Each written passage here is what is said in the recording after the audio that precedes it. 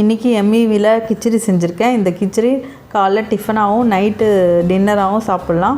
ரொம்ப டேஸ்ட்டாக இருக்கும். வாங்க கிச்சனுக்குள் போகலாம். நம்ம சேனலை சப்ஸ்கிரைப் பண்ணாதுங்க, சப்ஸ்கிரைப் பண்ணிக்கோங்க. பெல் பட்டனை ப்ரெஸ் பண்ணுங்கள். அப்போ தான் நம்ம போடுற சமையல் வீடியோ உங்களுக்கு வரும்.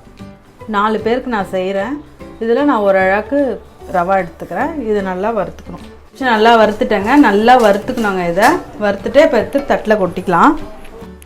ஒரு 6 ஸ்பூன் எண்ணெய் ஊற்றிக்கோங்க. நெய் 1 ஸ்பூன் ஊற்றிக்கோங்க. கடுகு கொஞ்சம் போட்டுக்கோங்க. பட்டை, லவங்கம், கிராம்பு, இலை இதெல்லாம் கொஞ்சம் கொஞ்சம் எடுத்துருக்கேன். இதையும் போட்டுக்கோங்க. இப்போ வெங்காயம், ஒரு வெங்காயம் நல்லா நீட்டாக அரிஞ்சு வச்சுருக்கேன். அதையும் போட்டுக்கணும். ஒரு 2 நிமிஷம் நல்லா வதங்கட்டும். வெங்காயம் வதங்கிடுச்சுங்க. இந்த டைமில் கொஞ்சம் கருவேப்பிலை அதையும் போட்டு 2 இஞ்சி பூண்டு பேஸ்ட்டு 2 ஸ்பூன் இதையும் நல்லா வதக்கிக்கோங்க. ஒரு 2 நிமிஷம் நல்லா பச்சை ஸ்மெல் போயிடுச்சுங்க இஞ்சி பூண்டு. இப்போது 3 பச்சை மிளகாய் நல்லா நீட்டாக அரிஞ்சு வச்சுருக்கேன்.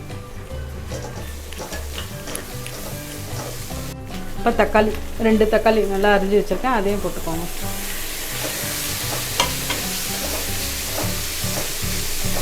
அதையும் வதக்கிக்கோங்க. 100 கிராம் பட்டாணிங்க, பச்சை பட்டாணி தோல் உரித்து எடுத்து வச்சுருக்கேன். 100 கிராம் கேரட்டுங்க, நல்லா பொடியாக அரிஞ்சு வச்சுருக்கேன். 100 கிராம் பீன்ஸுங்க, அதையும் போட்டுக்கோங்க. அதையும் பொடியாக அரிஞ்சு வச்சுருக்கேன். இது எல்லாத்தையுமே வதக்கிப்போம். ஒரு 2 நிமிஷம் வதங்கட்டும். கொஞ்சம் புதினா பொடியாக அரிஞ்சுக்கிறேன். அதையும் போட்டுக்கோங்க. கொஞ்சம் கொத்தமல்லி அதையும் பொடியாக அரிஞ்சு போட்டுக்கோங்க. மஞ்சத்தூளுங்க 1 ஸ்பூன். ஏன்னா கிச்சடி செய்கிறதால கொஞ்சம் மஞ்சத்தூள் கொஞ்சம் எக்ஸ்ட்ரா தாங்க போட்டுக்கணும் கலருக்கு. அதையும் போட்டு 2 நிமிஷம் வதக்கிக்கோங்க.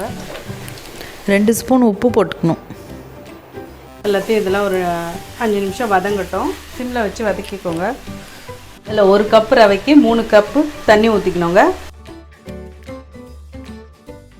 நல்லா கொதிக்கிட்டோங்க. கொச்சோன்னே தட்டை போட்டு மூடி சிம்மில் வச்சு ஒரு 10 நிமிஷம் கழித்து எடுத்துரும். நல்லா கொதி வந்துச்சுங்க. இந்த மாதிரி ஃபாஸ்ட்டாக வச்சு தான் ரவையை கொட்டணும். சிம்மில் வச்சு கொட்டிடாதீங்க, கட்டி முட்டியமாக ஆகிடும். இந்த மாதிரி கலரை விட்டுட்டு அப்படியே மூடி போட்டு ஒரு 10 நிமிஷம் ஆகட்டும், வெந்துடும். வச்சுங்க. இப்போது வாசனை வருது பாருங்கள், சூப்பராக வெந்திருக்கு. நல்லா வாசனையும் நல்லா கமகமன்னு வருது. இந்த டைமில் இன்னொரு 1 ஸ்பூன் நெய்யை ஊற்றி அப்படியே கலரிக்க வேண்டியது தான். இப்போ கொஞ்சோண்டு கொத்தமல்லி தூவி ஒரு கலரிக்குவோம். நல்லா ஒட்டாமல் வந்திருக்கு பாருங்கள். பார்க்கவே நல்லா இருக்குது. நல்லா வாசனையாகவும் இருக்குது.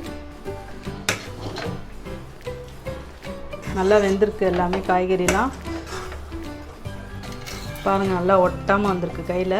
இந்த மாதிரி வரணும், ஒட்டாமல். கிச்சடி ரெடி.